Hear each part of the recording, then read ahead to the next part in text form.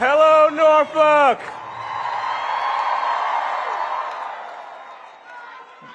You know, we've been all over this Commonwealth in this campaign, but it always feels good to be at home. Norfolk and Hampton Roads has always been and will always be my home, and I love each and every one of you. My grandparents and parents started here, fighting for civil rights, believing in a brighter future for themselves, their parents, and their grandchildren. And it's something that I believe in too. It's what motivated me to serve as an assistant attorney general, what motivated me to run for the House of Delegates to represent this community in 2017, to fight back against the attacks of Donald Trump.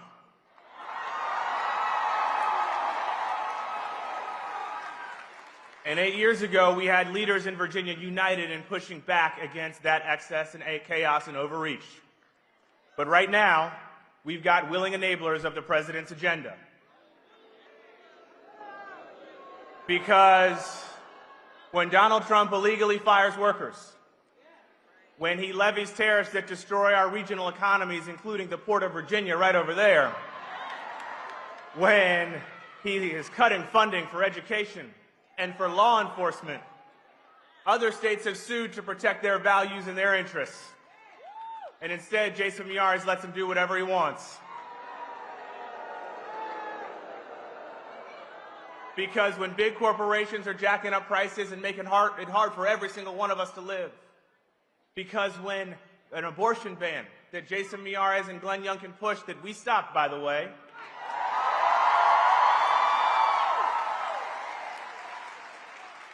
every single time, Jason Miyares has been a willing accomplice to what Donald Trump has been trying to do, and that hurts Virginians. Over 50 times, Jason Miyares has had the chance to sue the president this year to protect Virginia, and he's not stepped up. And that comes at our expense. And I got something to say to that. Virginia deserves better. And there is a reason that Donald Trump has endorsed Jason Miyares in this campaign. He said Jason will never let us down. And what that means is that he'll never let Donald Trump down. But I'm running for Attorney General to put Virginia first. To make sure that we protect our pocketbooks, that we protect our health care access, that we protect a woman's right to an abortion, that we keep our communities safe, get illegal guns off of the street, protect our children. That is what we will do as Attorney General. And folks, I gotta say, the stakes of this race couldn't be higher, and the contrast couldn't be more clear, because we have an opportunity to chart a better course here in Virginia, to make sure that everyone can achieve that brighter future that my parents and my grandparents and that I and each and every one of you continue to fight for every single day. This is our moment, Virginia, and I know it starts right here in Norfolk. So if you're ready to elect a governor, lieutenant governor, attorney general, members of the House of Delegates, and Democrats up and down the ballot this year, you will make some noise, because the world is watching. They want to see what we're going to do, and we're going to send a loud, resounding message that we don't take Donald Trump here in Virginia. We take it for us. It's our future. Let's go get it. Thank you, and God bless every single one of you.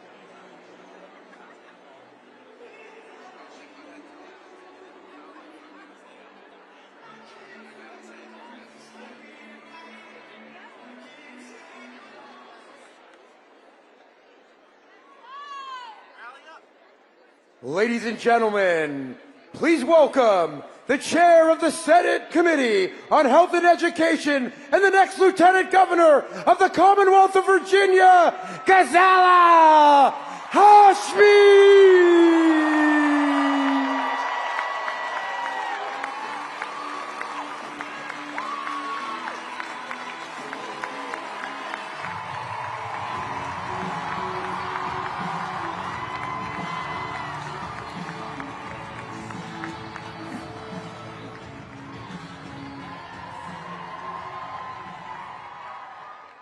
Good afternoon, Virginia. I'm Ghazala Hashmi, and I'm your nominee for Lieutenant Governor. I currently serve in Virginia State Senate representing the Richmond area, and for the past 6 years, I've been fighting for our public schools, our colleges, and universities. I've been fighting for our health care that people can afford, and I've been fighting to protect access to reproductive rights. I've been fighting to increase wages and to make housing affordable. Now, before I ran for office, I spent nearly 3 decades in the college classroom. You see, I was a mild-mannered English teacher. But if you know anything about English teachers, you know that we have spines of steel. We're the ones that are teaching the books that other people are trying to ban.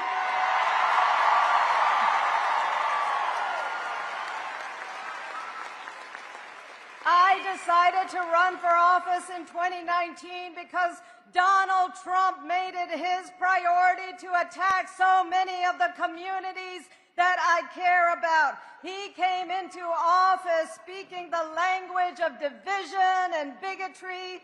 I ran for the Virginia State Senate because I knew that I had a responsibility to stand up, to speak up, to be visible.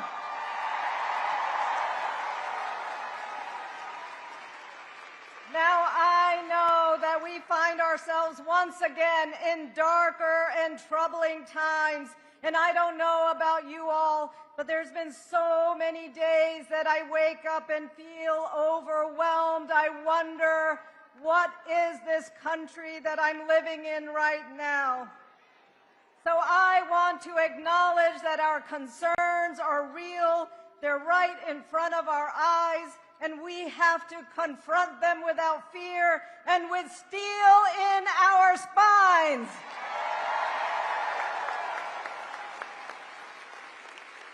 Because of you and so many committed other people, Virginia is the last state in the South to protect safe and legal access to abortion.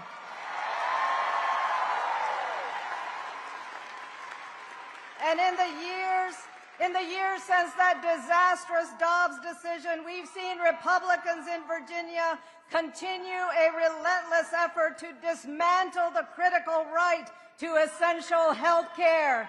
This past session, Winsome Earl Sears cast a tie-breaking vote of no on my bill. She voted no to the Right to Contraception Act. We need a lieutenant governor who's going to stand up, not stand against health care. And for years in the Senate, I fought hard against Republican efforts to defund and destroy public education. My opponent has joined those efforts. He wants to establish a school voucher program that siphons money away from our children, away from our schools. Now, he's actually said the quiet part aloud. He has proclaimed that he wants to shut down public schools in Virginia. We're not going to let him do that. I'm committed to protecting public education by ensuring that our schools are fully funded, our teachers are supported, and our students are provided every opportunity to succeed. Now let me just share one odd fact about my opponent.